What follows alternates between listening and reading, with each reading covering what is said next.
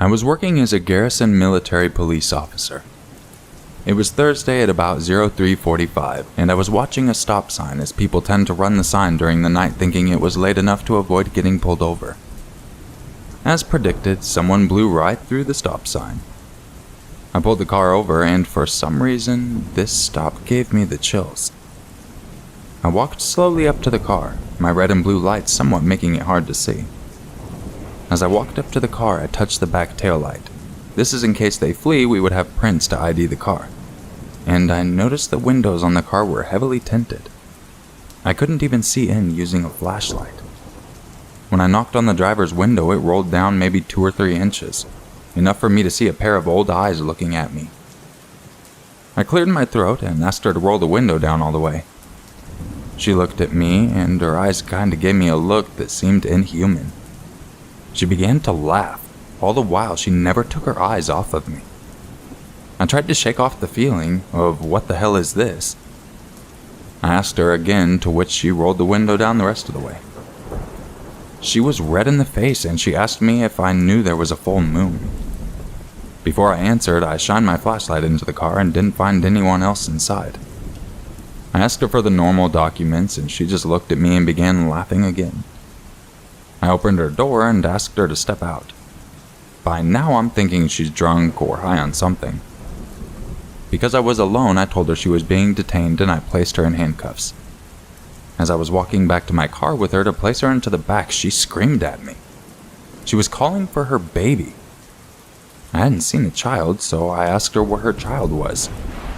She told me the child was in the back seat. I put her in the back of the patrol car and told her that I was going to find her child. When the door shut, she began to let out an ungodly, ear-piercing scream. I looked in the back seat of her car and saw a green trash bag and decided to open it, which just about caused me to vomit. In the bag there was a cat's body with a large doll head attached to it. Immediately I called for EMS in case she was 5150 or mentally unsound, and I called for my sergeant as well. While I waited, I walked back to the patrol car to check on her. When I looked into the back of the car, she had slipped her hands out of her handcuffs, and in her arms were the cat's head. She was petting it and calling it her baby. Eventually, EMS and my sergeant arrived, and I gave them the rundown. Long story short, this woman was schizophrenic who had failed to take her medications. This was one of the most creepy things I had ever dealt with.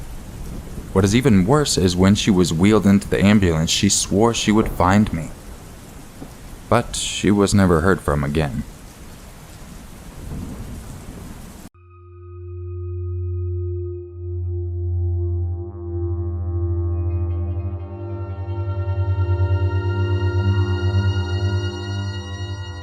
My name is Jack, and growing up, my younger brother and I, who's 2 years younger than me, had a complicated and somewhat difficult childhood.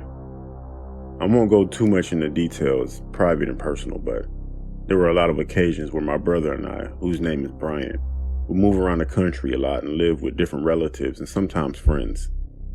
This one time, I think I was about 10 and Brian was 8. Our dad was driving us across the country for a reason I can't remember. I don't know what time it was, but I know it was dark and late. When we finally stopped for the night at a motel, it was even darker. After checking into our room, which was on the ground floor, our dad said he was leaving to do something and he'll be back soon. He said he'll bring back a pizza and told us to not leave the room. There was nothing to do in our room and we didn't know how to work the TV, so I suggested that we play hide and seek. Brian was to be the seeker.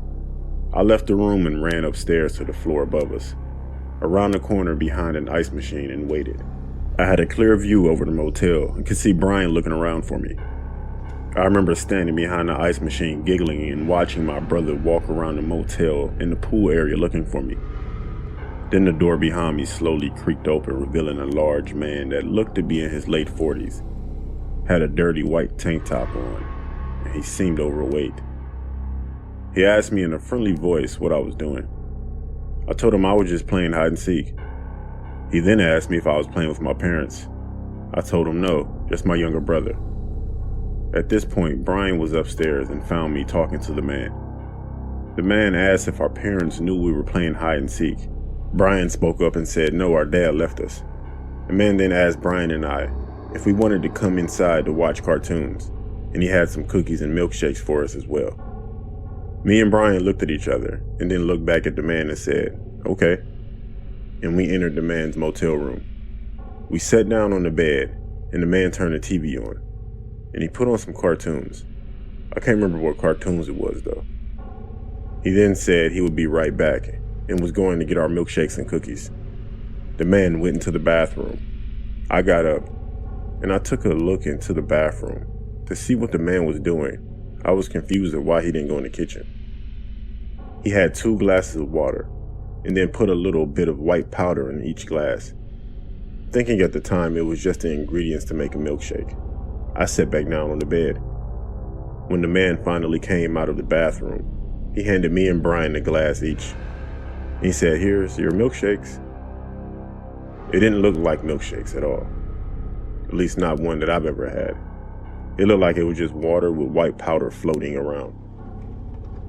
I suddenly had this bad feeling in the pit of my stomach telling me I was definitely in danger and we needed to leave. Brian was about to take a sip of his drink. I stopped him and the man was still watching us, just silent. Out of nowhere, the man just asked us, "What's wrong?" "Drink your milkshake." This time in a much less friendlier tone than he had been speaking to us before. I looked at the man, and he was looking at me, waiting for me to speak. I then said, "We always eat cookies first before we drink our milkshakes." The man let out an irritated sigh and went back into the bathroom. I put the glass down on the floor and quietly did the same with Brian's. I grabbed Brian's arm and quickly exited the man's room. We ran around the corner and down the stairs into our motel room. I turned out the lights and I kept watch out the window. After about 5 minutes, the man came down the stairs and started his car. I was feeling a bit of a relief, thinking he was just about to leave the motel. But he got out of the car and looked directly at the window I was looking through and started approaching our room. I remember panicking at the moment, thinking that the man was about to take us. He was getting closer to our door when our dad pulled up and asked the guy what he was doing. The man didn't say anything and just walked away and went to his car and drove off. We never saw him again. When our dad asked us who that man was, we told him we didn't know. Brian and I never spoke about this incident again to anyone. I sometimes have nightmares about if we did drink that man's drink and what would have happened to us if we did, or if our dad didn't come back in time.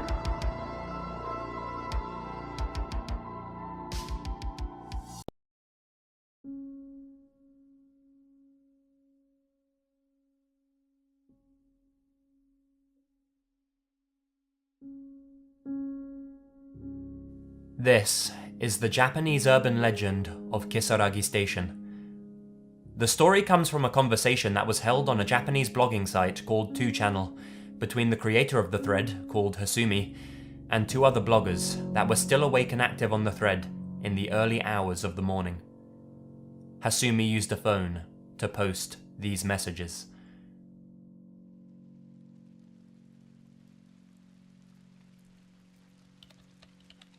Hey guys, Hasumi here. I think this may just be my imagination, but can I post it anyway? Go ahead. Yeah, what's going on? I've been riding a certain train for a while, but something seems off. I always take this train to work, but it hasn't stopped at any stations for the past 20 minutes or so. It usually only takes 5 minutes, or at the most 7 or 8. There's 5 other passengers, but they're all asleep. I think you probably took the express train by mistake. Well, it's possible I may have just missed my stop. I'll wait a little longer. If anything else strange occurs, I might bring it up here. Maybe try going to the carriage on the end to see if the conductor's there? Yeah, it would be really bad if he's fallen asleep or something. I tried going to the end of the carriage, but there were blinds or something covering the window, so I couldn't see the driver. Did you try knocking on the window? I tried that, but nobody answered. Can you see out of the window? Try and see if you can spot the names of the stations you're passing. The train just came out of a tunnel. There usually aren't any tunnels. I can't see out the window, but I got on the train from Shin Hamamatsu Station. We're slowing down. Looks like we're finally stopping at a station. We've stopped at Kisaragi Station. I wonder if I should get off. I've never heard of this place before. You should get off here and try to find someone. No, stay on until the last stop. The last station is more likely to have a taxi. Well, I've gotten off the train, but there's no one here. I'm searching for Kisaragi Station on the internet, but it doesn't seem to exist. Yeah, I'm not getting any results for Kisaragi Station either. I'm looking for a train timetable on the station, but I can't find it. The train is still stopped, so it'll probably be safest to go back on. No, it just left while I was writing that. Why don't you try leaving the station and look for someone? Or why don't you see if you can find a taxi? I'll look for a taxi from the station, thank you very much. Okay, sounds good. Take care.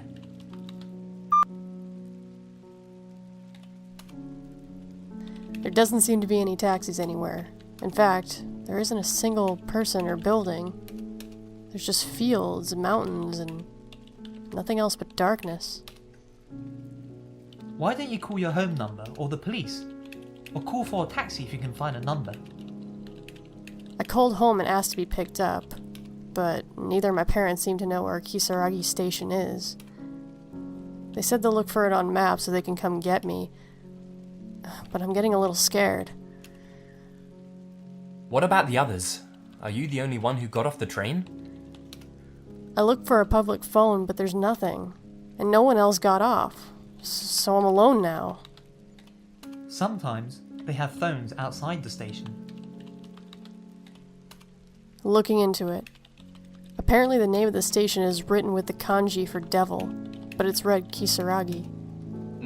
Devil Station? Yikes. Why don't you walk back along the side of the train tracks? If you walk along next to the track, you'll definitely be able to get to another station. You're right. I didn't quite think of that since I was panicking. I'm waiting for my parents to call while walking along the track. I really just want to go back home. I really think you should wait until it's lighter outside before you do anything. Waiting all alone in the dead of night? And in some ominous place? Yeah, that's a good idea. Or going through a tunnel alone in the dead of night, and on some ominous train line. No, you're right. That's a better option. There's really nothing around here. All I can see are fields and mountains, but I think I'll be able to make it back if I go down the track, so I'll keep pushing on. Thank you very much. Treat this as a joke if you want, but is it okay if I ask for more advice on this thread if I encounter any more trouble? Of course. Just be careful out there. Just don't get lost, and be careful in the tunnel.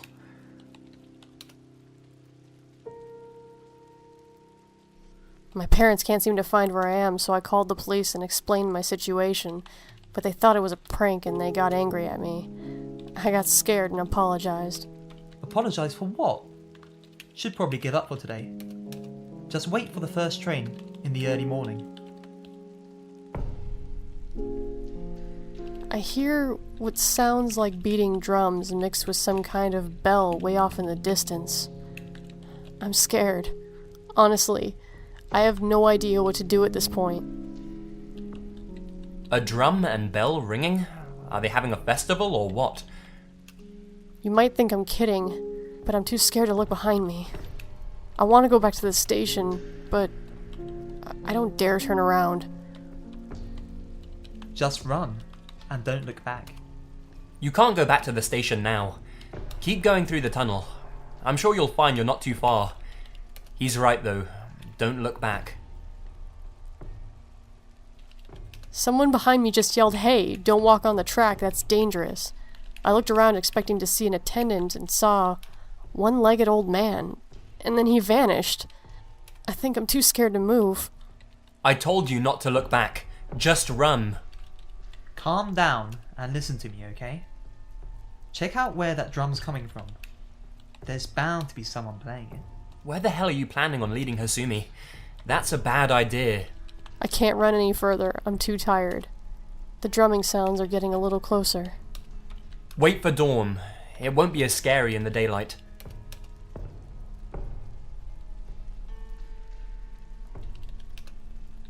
I'm still alive, but I fell and started bleeding, and I've broken a heel, so I'm sitting still on the ground. I don't want to die. It should be safe once you leave the tunnel and get to the other side. Once you get out of there, call for help immediately. I called home again. Dad's calling the police. But the sound keeps getting closer. Jesus, I hope for your sake that's not the sound of the train coming down the tracks. I finally managed to make it to the front of the tunnel. The sound's still getting closer, so I'm going into the tunnel. If I'm okay once I get to the other side, I'll post again. Good luck. The sound you're hearing is just something you imagine. I left the tunnel. There's someone up ahead. It looks like all your advice was right after all. Thank you so much. My face is such a mess from tears he might just mistake me for a monster. Wait, someone's there? On the train track? This late at night? That's really suspicious. He seems gentle. He was worried about me. He said he'll give me a lift to the nearest station in his car. Apparently there's a kind of business hotel there. I'm truly, truly thankful for both of you. Is he gentle? He sounds pretty scary from what you said. Hasumi, before you go, please answer me this one thing. Can you ask the man the name of that place? I asked him where it was. He said we're near a town called Hina. That seems extremely unlikely, though. We've been heading towards the mountains for some time. It really doesn't strike me as a place where trains would go, and he's stopped talking to me completely. Maybe because you're constantly messing with your phone. Listen, that guy sounds no good. Why is he by the track at this hour? Hasumi, listen to me. Leave him and run. Excuse me, Hasumi, ask him where Hina actually is. Hasumi, at the next available chance, get out of that car.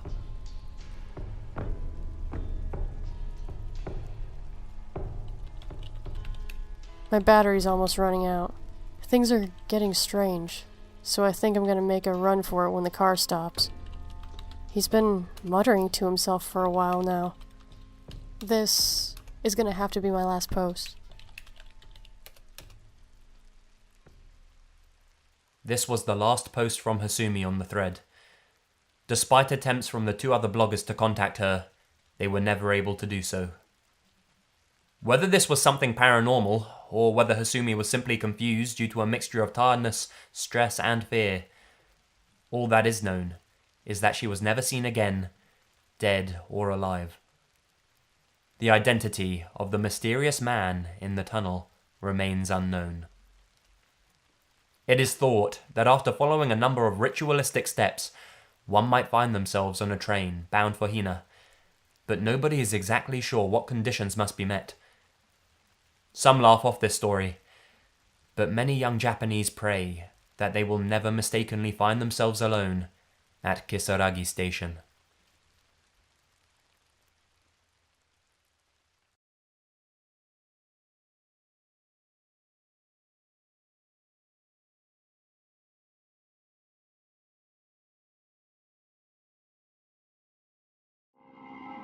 I'm a male and was about 21 at the time this happened. I was working at a restaurant as a manager. I had worked from 6 p.m. the previous night.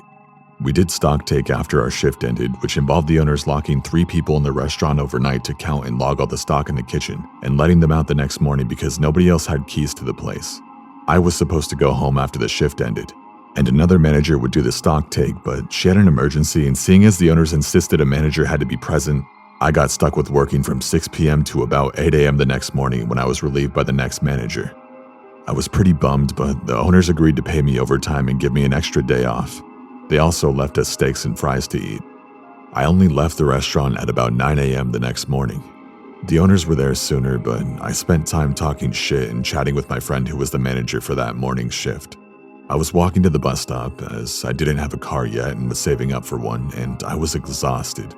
I had gotten a bit of sleep in after the stock take while we waited for the owners, but it was on a bench at a booth and not very comfortable. I'm usually a very vigilant person, and the neighborhood I had to walk through was pretty sketchy, but usually only at night. And at this point I could barely keep my eyes open, and my biggest worry was falling asleep on the bus and missing my stop. I was about 4 blocks from the restaurant and the bus stop was in sight when I saw a man rapidly approaching me from across the street. He was wearing old washed out jeans, a shirt that I presume used to be white but was now a yellowish brown, and an old baseball cap with the logo torn off. I immediately thought he was either going to ask me for money to buy drugs or to offer to sell me drugs. That was just the type of area this was. Before I could open my mouth to tell him I wasn't interested, he went into this whole tirade about how he's a delivery truck driver and that he needed help offloading a large delivery because he was working alone that day and that he would pay me. I told him no thank you and that I'm not interested. I'm tired and that I want to go home. I started towards the bus stop again, but he kept pace with me, pleading the whole time. Please, man, I need your help. If I don't get this delivery done ASAP, my boss is going to kill me. I kept telling him no, I wasn't interested. When I finally reached the bus stop, there was another man standing there, and the delivery guy seemed to lose interest in me mid-sentence and tried to sell his story to the other guy. The guy at the bus stop was a well-dressed black man, and I was waiting for him to tell the driver to get lost. So imagine my surprise when he seemed interested in the whole thing. He walked away with the driver and they were talking just out of earshot. Whatever, not my problem anymore. Then the well-dressed guy turned back and walked towards me. He said, "Hey, listen, man. This guy really needs help and he's willing to pay. He says the place is just around the corner, but this is a dodgy neighborhood, and I'm not sure I could trust him. Could you please come with me? He says we can get $100 each for less than an hour's work. If he's lying, he can't take both of us on. And if he's telling the truth, it's an easy $100.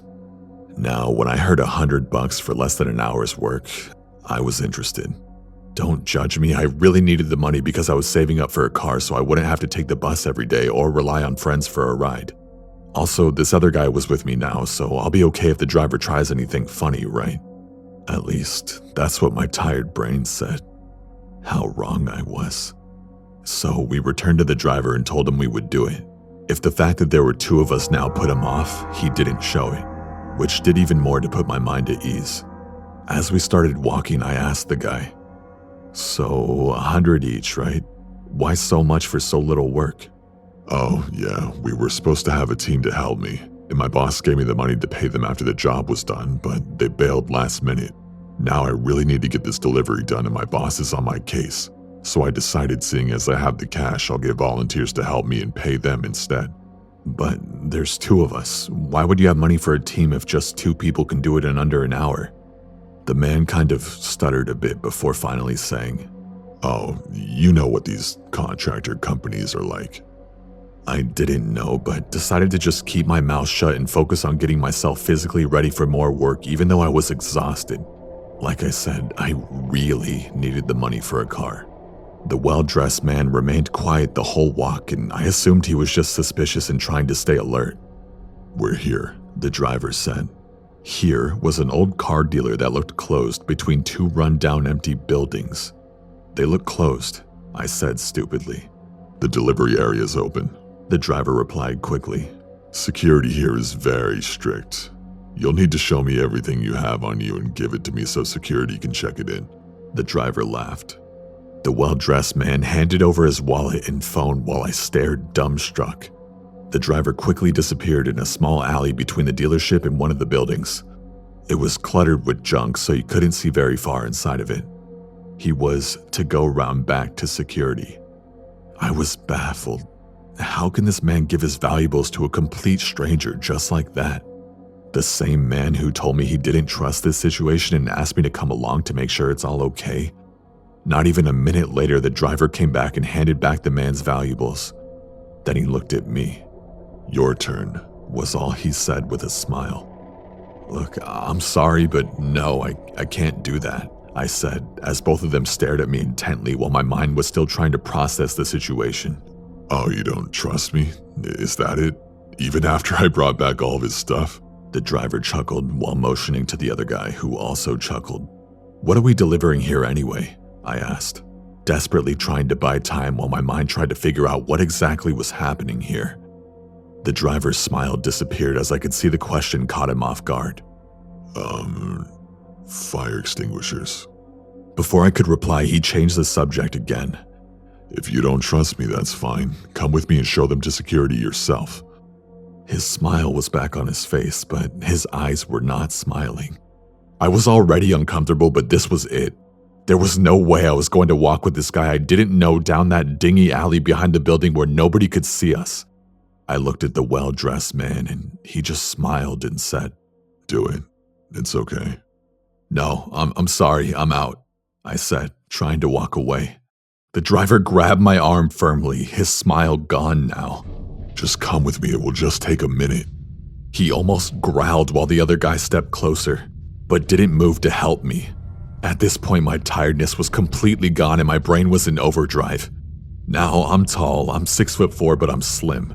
Fit, but very slim, and with my height, it gives me a very lanky appearance, not intimidating at all. Besides, I highly doubted I could take both of them at once, especially with them so close to me. I was in full fight or flight though, so I did what I usually do when I can't intimidate someone with my physical appearance. I intimidate them by making them think I'm batshit crazy and unstable. Nobody wants to fight a crazy person from my experience. I screamed, "Don't you touch me," at them, and in doing so, I basically screeched at them. This worked and completely caught them off guard, and I saw them hesitate. I yanked my arm from his grip and started spouting curses and obscenities, trying my best to act like a deranged madman. Then I bolted mid-sentence before they knew what was going on. They made no move to follow me or call after me. When I looked back, both of their faces were expressionless and cold, just staring at me. When I slowed and glanced back again to make sure they weren't following, they were still standing there, staring at me with those same expressions. Except now 3 other men had come out of the alley the driver wanted me to walk into. None of them looked like security guards, and they all just stared at me with those same cold, blank faces, completely still like statues. I've had a lot of time to reflect on this incident in the years since, and in hindsight I realized red flags should have gone up a lot sooner. Those men were hiding in the cluttered alley waiting for me, and the well-dressed man was in on it, to make me feel more safe and comfortable because I had someone with me. Some people have told me I overreacted and it was all innocent, but I saw that man's face when he grabbed my arm. It was pure evil. Also, no car dealership of that size has a lot of fire extinguishers, especially not enough to warrant 3 people offloading them. A delivery like that would take 10 minutes tops for just one person. Anyways, I did get my car eventually. She's my pride and joy. I quit that job not long after, and I never went to the police. My thoughts were I had nothing to give them except descriptions of the driver and well-dressed man, but I had no proof that any crime was committed. And even if they did catch the guys, they couldn't charge them with anything. I realize now they could have asked the dealership if there was CCTV or something, but even if they were just in jail overnight, that would be a night they couldn't hurt anyone. I might have saved someone from being mugged, or even worse by doing that. Honestly, that part still haunts me. Hindsight is 20/20, as they say.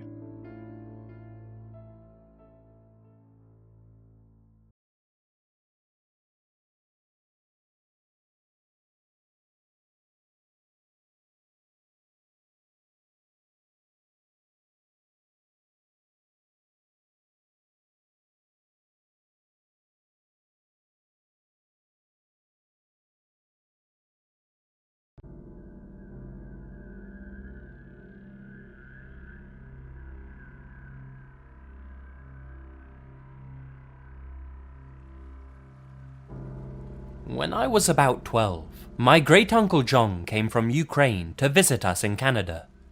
He had a lot of stories, but this was the one that stood out. In the late 1960s, John was travelling by train from his village to another to visit family. He had to change trains at one point, and was dropped off at what amounted to a platform in a hut in the middle of nowhere. There was no one else at the station, and other than a dirt road that led off into the surrounding woods, there was nothing there. He waited for some time, but no train came. It was winter, and getting colder and darker, and just about the time he started worrying about having a place to stay and some food to eat, an old woman appeared out of the twilight. She asked if he was waiting for such and such a train, and when he said he was, she said it wouldn't be along until the following day. She asked if he needed a bed for the night, and offered him a meal and a room at her place, which she said was about an hour's walk from the station. Lodging with locals was more or less the standard when travelling in this part of the USSR, and Great Uncle John wasn't looking forward to a hungry night on a cold platform, so he was glad to accept her offer. He took his suitcase, and they set off together down the dark road into the forest. It was more than an hour away, more like 2, and by the time they arrived at the woman's small 2-story house, John was tired and hungry.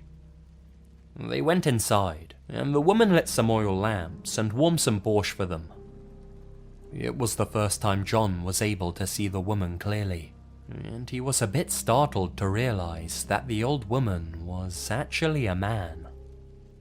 Not wanting to pry, and too tired to care, John finished his soup and asked where he would be sleeping.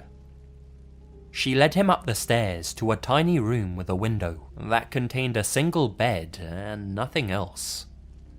He thanked her, they said goodnight, and she closed the door. Then she locked it, leaving him in the dark.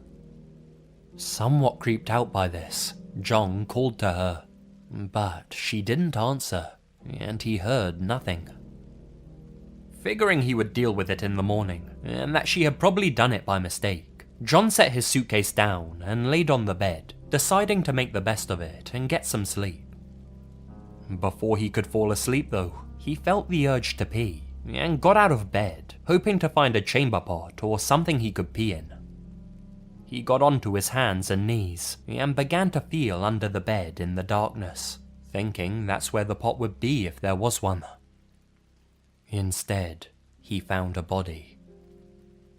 Great Uncle John went right to the window to see if he could exit the room that way. It was nailed shut. He knew that if he remained in the room, he was probably a dead man. But if he broke the window and tried to get out that way, there was a good chance that the old woman, and who knows who else was there, would hear him and come into the room before he could get away. So he did the only thing he could do. He pulled the body from under the bed, heaved it onto the mattress, and covered it with the blanket. Then he got under the bed and waited.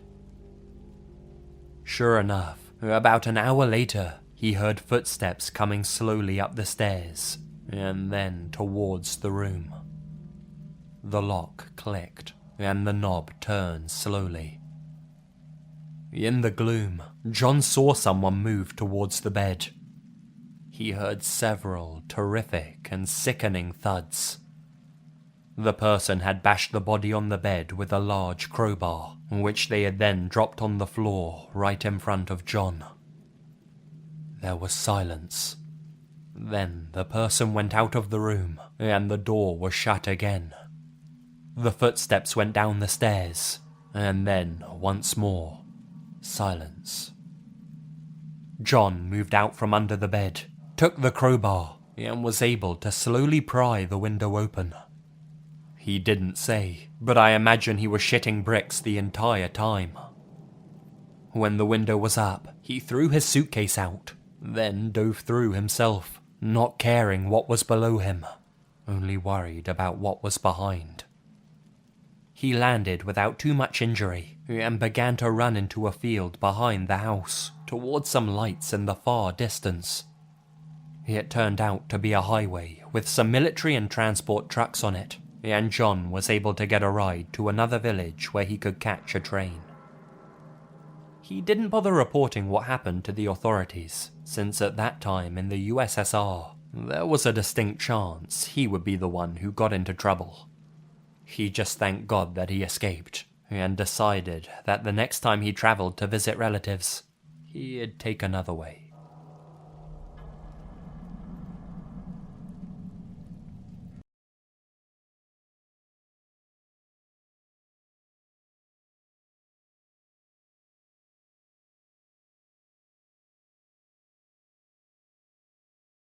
About 20 years ago, when I was 5 going on 6, I dressed up as Pennywise the Clown for Halloween. I wore the costume all day due to my school letting us wear them for parties in our classes. When we were dismissed from school, my father met me with a pleasant surprise. He was dressed in a yellow raincoat and had a hat on, and he was Georgie from the movie It. He held my hand as we went to the car, then we drove home. A few hours go by, and my father took me out to go trick-or-treating because my mother wasn't feeling too well. The night went on as scheduled, kids bombarding doors for candy, teenagers scaring each other, and parents losing their kids. Everyone loved our costumes. Again, I was Pennywise the Clown and he was Georgie from the 1990 It. My father held my hand in between each house and waited at the end of each driveway. One house took longer than others, and I remember that I was very anxious. Once I received my candy, I remember that there were more people than usual, and I had to run through a crowd to get to my father. I reached him, held his hand, and off we went, but it was the opposite direction of where we initially were going. I didn't think anything of it because of how young I was. We went down one of the dark back streets where our garbage was picked up for some reason, and we were walking unusually fast. I remember that I said, "Daddy," but my father started moving faster and didn't answer me. Then all of a sudden, I heard my name yelled out from about 25 yards behind us, and it was my father's voice. I looked back and it was my father. I looked up at the person that I was walking with, and he had on the same costume as my dad, but when I looked closer, I noticed it wasn't him. I looked at my dad and yelled out to him. The man then let me go, and as soon as he saw my father, he started running, and my father was running full speed at us. The man took off down the alley, then through a backyard. My father reached me and he was out of breath while he was hugging and kissing me, also asking me if I was okay. My father called the cops and explained to them that he lost track of me in a huge crowd at one of the houses and that there was some sick guy roaming our neighborhood. Once we got home, he told my mother everything that happened. He told her that a crowd gathered and some random guy with some costume the same as him walked up to him while I approached the porch. He told her that the guy said I was a cute kid.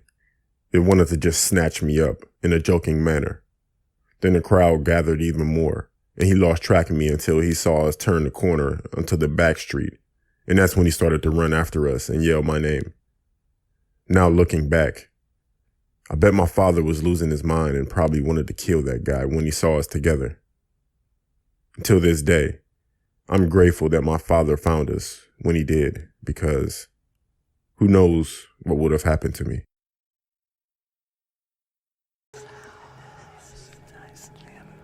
I'm not one to ever pass up an opportunity for a good deal on some high-grade cannabis. So when I received a text from a friend of mine telling me that he could sell me a quarter ounce of some good shit for $25, I jumped at the chance. He led me on all day, telling me he would be dropping it off in the evening. Evening came, and so did the text saying he'd drop by later that night. And finally, at 11:30 that night, I received a text that sent a ping of anxiety running through me. "Sup, man? I'm headed out of town for the night. Your sack is in the garage under the ladder." I knew exactly what this entailed. I was to walk the 5 blocks to his old residence, a mutual friend's house where he lived in a loft in the garage, slip in unnoticed by the neighbors, search until I found it, leave the money, and be on my merry way. Simple, right? Wrong. The walk started off sketchy enough with the lone streetlight on the block going out as I left, plunging me into this unnatural pseudo-darkness. I walked along in silence, the only sound coming from the highway some distance away. I'd walked this walk before, even at this hour, but I couldn't shake this anticipation in my gut. I reached the house, which I must say is absolutely terrifying at night. Something didn't seem right. My friend is very strict with his bedtimes. This meant that the house was dark at exactly 10 p.m. each night. Tonight, though, there was a glow coming from the first floor. This could have been a number of things. Maybe he had other friends over, brought a girl home, getting a late-night snack. I quickly reassured myself as I stepped through the door into the pitch-black garage. I closed the door behind me and got to searching. The garage is separated into an upstairs and downstairs to save space. Upstairs, there's a washer and dryer, while downstairs was box storage that led under the stairs, forming a cave-like layer. Not gonna lie, it felt like a robbery simulator, rummaging through my friend's garage unnoticed, looking for drugs. My heart began to race at the thought. It really started racing, though, when I heard the heavy footfalls stomping their way toward the inside garage entrance. I had kicked a paint can on accident, so they probably heard it. Now, my first instinct told me that I should make myself known. It was my friend's place after all. He probably even knew about the whole deal. We'd laugh, he'd point out where it was, and I'd be on my merry way. And that's when I realized something. My friend does not own a single pair of boots. In a split instant, I had ducked down under the floorboards behind some boxes. The door outside was quite far away, the footsteps quickly approaching, so escape was not an option. I had to hide it out. I was so confused, I felt like I was in a slasher movie, hand over my mouth to keep from hyperventilating and everything. I listened as the door slammed open, the footsteps creaking slowly along the floorboards just inches to my right. They paced around the garage for what seemed like ages, grunting and taking heavy labored breaths. They stopped at the top of the stairs, never making their way down though.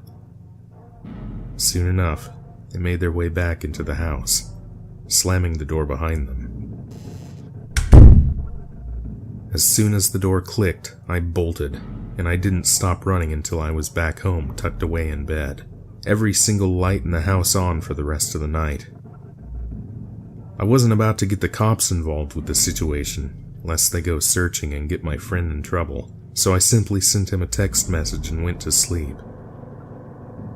I awoke to 2 texts in the morning. The first was a message from my dealer friend, asking me if I was alright. The second was a text from the friend who owned the house, telling me he got stuck at a friend's house overnight. I was so fucking confused.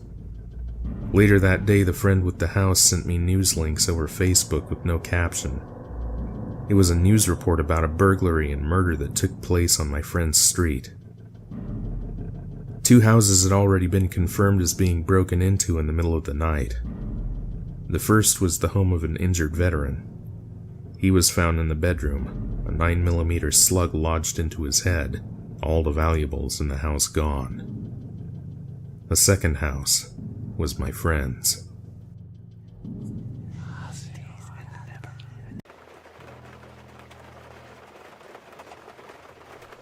When my cousin was around 7 years old, his room was in the basement. The basement level was half underground and half above ground. His room had a window, and his bed was right next to the window. One night, out of the blue, he wakes up and opens his eyes, and there's a man crouched right outside the window, staring at him. He didn't know what to do, so he just froze for a second, and then turned over in bed and turned his back to the guy, and eventually fell asleep. Why he didn't run screaming to his parents' room is something that I will never understand. This went on for a while, On random nights, the stranger would come and stare at him through the window. Sometimes he would actually tap on the glass with his finger. On the opposite wall of the window was a mirror, so one night, when my cousin noticed the stranger was there, and he turned over in bed so as to not have to look at the guy, the stranger shined a flashlight and bounced the beam of light into the mirror to illuminate my cousin's face, as if to say, "I can see you." But the worst part was this. One night the stranger finally got bold and began to push on the window to see if it would open, but luckily the window was locked. To this day, my cousin has no idea who the guy was, or what he wanted, or what he would have done had the window been unlocked that night.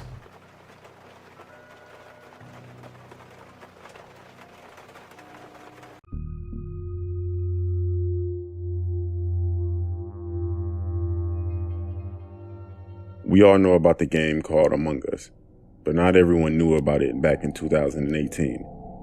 I downloaded the app back when it first came out, along with a few of my friends and some of their friends. We play a lot of games where it was just us and no one else. There was my friend Gianna, who would always invite this guy named Tyler, but I didn't know him and the rest of us didn't know him either. It went maybe a month of playing every day to every other day, but I couldn't stand that guy Tyler. He would always try to turn everyone against each other and would get mad that I call him out. So one day, I told everyone that I won't play with them again if Tyler continues to play. So everyone, including Gianna, chose to not play with Tyler anymore. That decision was made while we were in the middle of a game, and Tyler was voted out. Before he left, he said he'd see me around. We all laughed sarcastically and said that he's mad and he's a tough guy. The next day, I was just getting home from school like I usually do and ate some food. My older brother had a basketball game because he played for the varsity team in our high school. So my family left me because I just wanted to stay home. As I were laying down in bed in my room, which is on the first floor near the back of the house, I heard my back fence move. I looked out of my window and I saw that the light came on because it was dark by this time. I didn't see anything or anyone, so I continued watching TV and texting. I then began to doze off. The knock on my window immediately woke me up completely. I looked out the window, and standing there was some guy in a black Nike hoodie, black sweatpants with a pipe in his hand. The guy smiled at me and said, "Hey, I'm Tyler.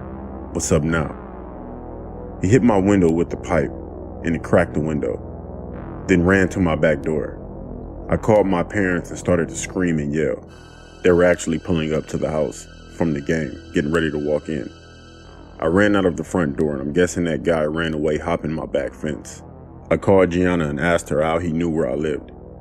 She told me that he was actually her boyfriend from another school, and threatened her if she wouldn't give him my address. I've never been so afraid in my life.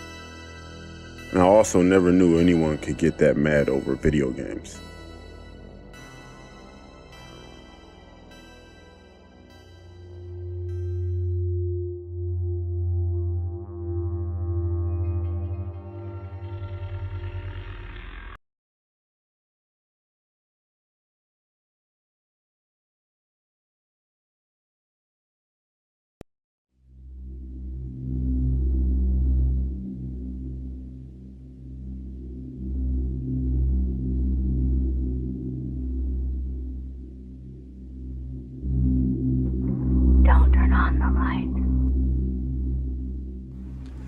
She commandeered the room in the basement of her dorm room as soon as she realized she would have to pull an all-nighter in order to prepare for tomorrow's final exam. Her roommate, Jenna, liked to get to bed early, so she packed up everything she thought she would need and went downstairs to study.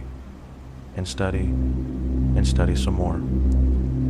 It was 2 o'clock when she realized that she'd left one of the textbooks upstairs on her bed.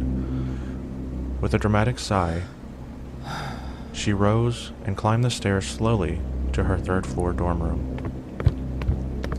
The lights were dim in the long hallway, and the old boards creaked under her weary tread. She reached her room and turned the handle as softly as she could, pushing the door open just enough to slip inside, so that the hall lights wouldn't wake her roommate. The room was filled with a strange metallic smell. She frowned a bit, her arms breaking out into chills. There was a strange feeling of malice in the room, as if a malevolent gaze was fixed upon her. It was a mind trick. The all-nighter was catching up with her. She could hear Jenna breathing on the far side of the room, a heavy sound, almost as if she had been running. Jenna must have picked up a cold during the last tense week before finals. She crept along the wall until she reached her bed, groping among the covers for the stray history textbook. In the silence, she could hear a steady drip, drip, drip sound. She sighed silently. Facilities would have to come fix the sink in the bathroom again. Her fingers closed on the textbook. She picked it up softly and withdrew from the room as silently as she could. Relieved to be out of the room, she hurried back downstairs, collapsed into an overstuffed chair, and studied until 6 o'clock. She finally decided that enough was enough. If she slipped upstairs now, she could get a couple hours sleep before her 9 o'clock exam. The first of the sun's rays were beaming through the windows as she slowly slid the door open, hoping not to awaken Jenna. Her nose was met by an earthly, metallic smell a second before her eyes registered the scene in her dorm room. Jenna was spread-eagled on top of her bed against the far wall, her throat cut from ear to ear, and her nightdress stained with blood. 2 drops of blood fell from the saturated blanket with a drip, drip noise that sounded like a leaky faucet. Scream after scream poured from her mouth, but she couldn't stop herself any more than she could cease wringing her hands. All along the hallway, doors slammed and footsteps came running down the passage. Within moments, other students had gathered in her doorway, and one of her friends gripped her arm with a shaking hand and pointed a trembling finger toward the wall. Her eyes widened in shock at what she saw. Then she fainted into her friend's arms.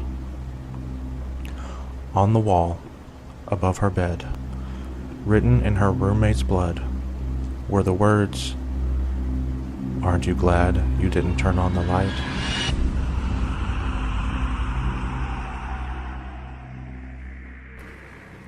About 20 years ago, when I was 5 going on 6, I dressed up as Pennywise the Clown for Halloween.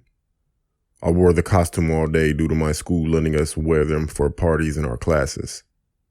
When we were dismissed from school, my father met me with a pleasant surprise. He was dressed in a yellow raincoat and had a hat on, and he was Georgie from the movie It. He held my hand as we went to the car, then we drove home. A few hours go by, and my father took me out to go trick-or-treating because my mother wasn't feeling too well. The night went on as scheduled, kids bombarding doors for candy, teenagers scaring each other, and parents losing their kids. Everyone loved our costumes. Again, I was Pennywise the Clown and he was Georgie from the 1990 It. My father held my hand in between each house and waited at the end of each driveway. One house took longer than others, and I remember that I was very anxious. Once I received my candy, I remember that there were more people than usual, and I had to run through a crowd to get to my father. I reached him, held his hand, and off we went, but it was the opposite direction of where we initially were going. I didn't think anything of it because of how young I was. We went down one of the dark back streets where our garbage was picked up for some reason, and we were walking unusually fast. I remember that I said, "Daddy," but my father started moving faster and didn't answer me. Then all of a sudden, I heard my name yelled out from about 25 yards behind us, and it was my father's voice. I looked back and it was my father. I looked up at the person that I was walking with, and he had on the same costume as my dad, but when I looked closer, I noticed it wasn't him. I looked at my dad and yelled out to him. The man then let me go, and as soon as he saw my father, he started running, and my father was running full speed at us. The man took off down the alley, then through a backyard. My father reached me, and he was out of breath while he was hugging and kissing me, also asking me if I was okay. My father called the cops and explained to them that he lost track of me in a huge crowd at one of the houses and that there was some sick guy roaming our neighborhood. Once we got home, he told my mother everything that happened. He told her that a crowd gathered and some random guy with some costume the same as him walked up to him while I approached the porch. He told her that the guy said I was a cute kid. They wanted to just snatch me up in a joking manner. Then the crowd gathered even more, and he lost track of me until he saw us turn the corner onto the back street, and that's when he started to run after us and yell my name.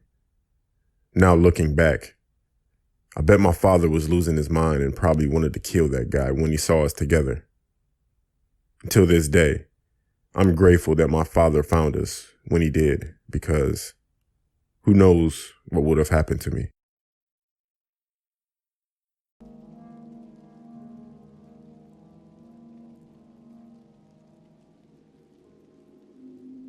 I was hitchhiking through South Australia, heading west. I was about 14 years old at the time, and I got picked up by a carload of 20-something-year-old blokes in an old HQ. They were super drunk. At one point, one of these guys tells me that we're going to a party and asks if I want to come. Well, I was on a walkabout, and that's all about finding yourself and new experiences and all that. So I was like, hell yeah. But then, the driver got all upset. No, he says. In a loud voice, he shouts, "Fuck you guys, not again." And he screeched the car to a stop in the middle of fucking nowhere. "Get out," he says to me. I'm like, what? And all these other guys are protesting. He looks me dead in the eyes and says, "Get out, now." He seemed pretty serious, so I did. Everyone else in the car was losing their collective shit, and I was left standing on the side of the road, 200 clicks from fucking anything. Now, I don't know what they were planning, but in retrospect, I'm fairly sure it wasn't anything good.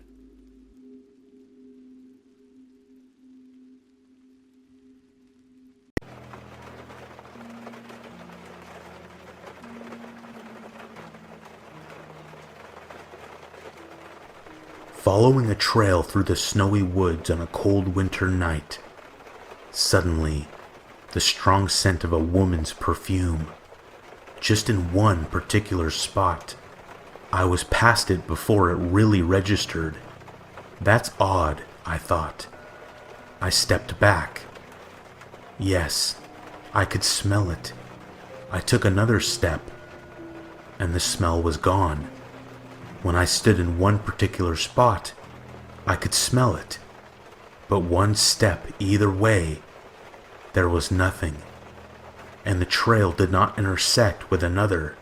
I stepped off the trail into the deep snow, and sure enough, no scent to the left or the right.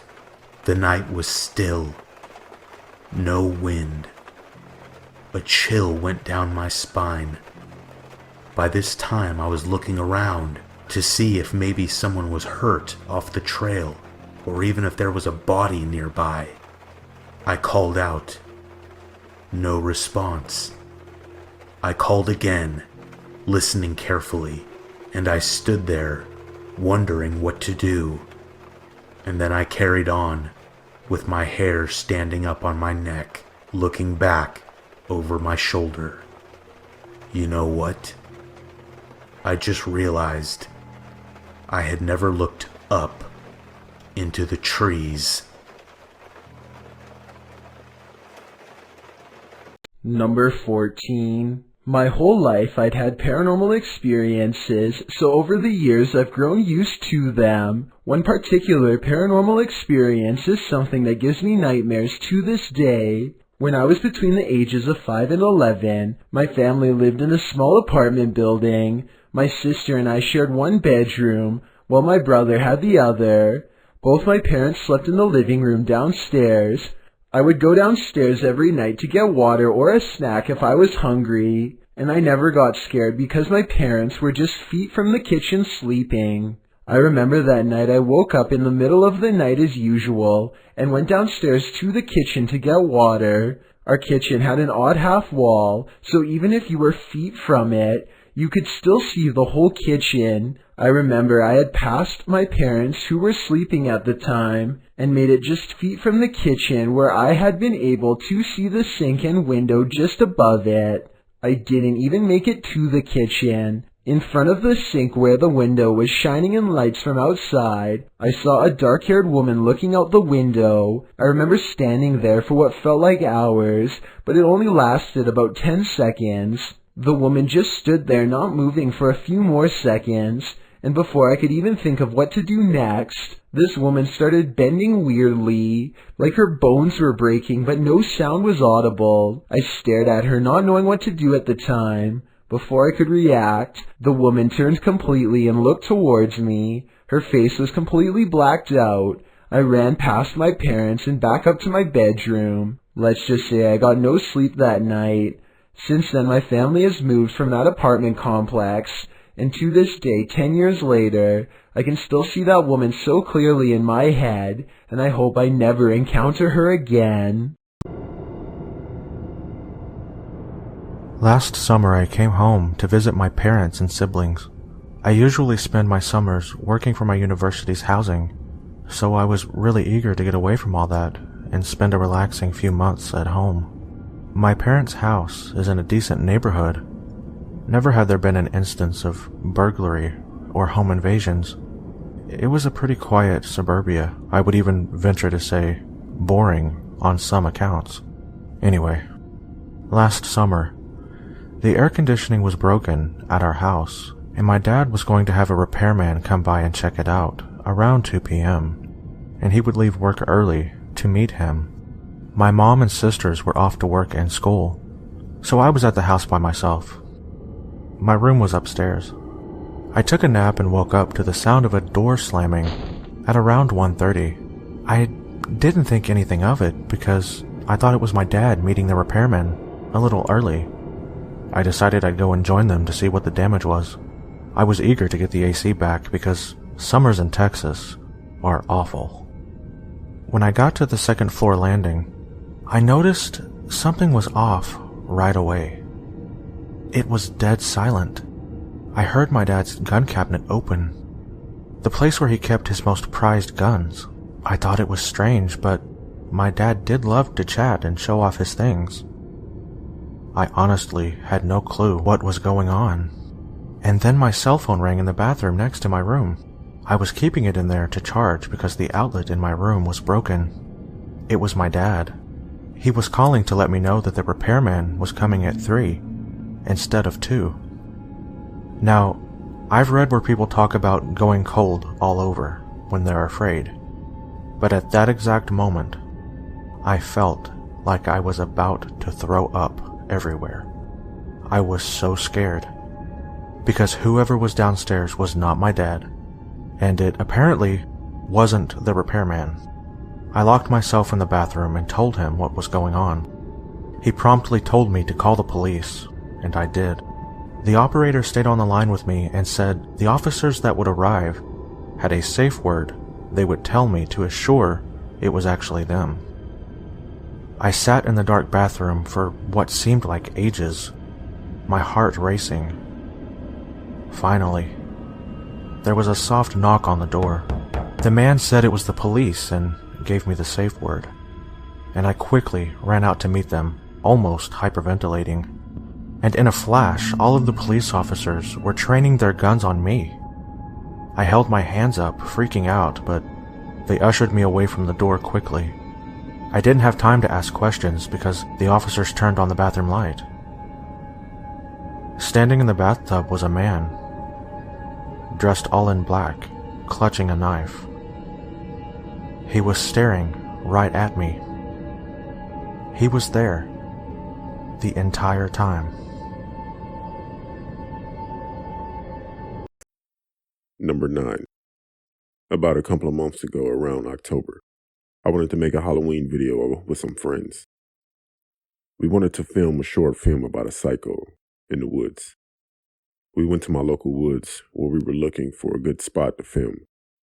We ended up going down a small ravine to film. Everything was normal until we noticed some weird objects above the part of the ravine, so we went to go check it out. We climbed uphill from the ravine, where we found a small shelter, something that a man built to sleep in. Around the small shelter, there were dolls hung around it, deformed and almost satanic-like. The dolls were really unpleasant and made us uncomfortable. However, it looked good for our film, so we started filming there until we kept hearing noises around us, and our anxiety was getting too high, so we just booked it out of there. We still filmed at the bottom of the ravine, but now with more friends. They didn't believe what we found, so we took them to see the dolls. We didn't hear anything, but some of our friends got really anxious, so we left. But me personally, I don't believe in paranormal stuff, but I did leave with scratches on my back that I did not feel until we left the woods. I have footage of us finding the dolls in the woods and pictures of the scratches on my back. It was really unpleasant finding those scratches though. I went back recently to see if the dolls were still there with a friend of mine, but they were gone. But the shelter was still there. I don't know if there was a psycho living in the woods, but who will ever know, honestly.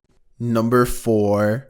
On November 4th, 2017, my grandmother had passed away. It wasn't until December when we moved into the old family house. My family and I, resting after a day of hard work, sat down in the living room with some old items of my grandmother's. Once we had all sat down, an old music box started to play slowly, with the little figures jerking instead of moving peacefully. We realized at once that this was the lost relative trying to get in contact with us, but as soon as one of us left the room, it stopped and started when we came back. We soon realized the house was haunted with spirits of the many generations of our family that had built and lived here.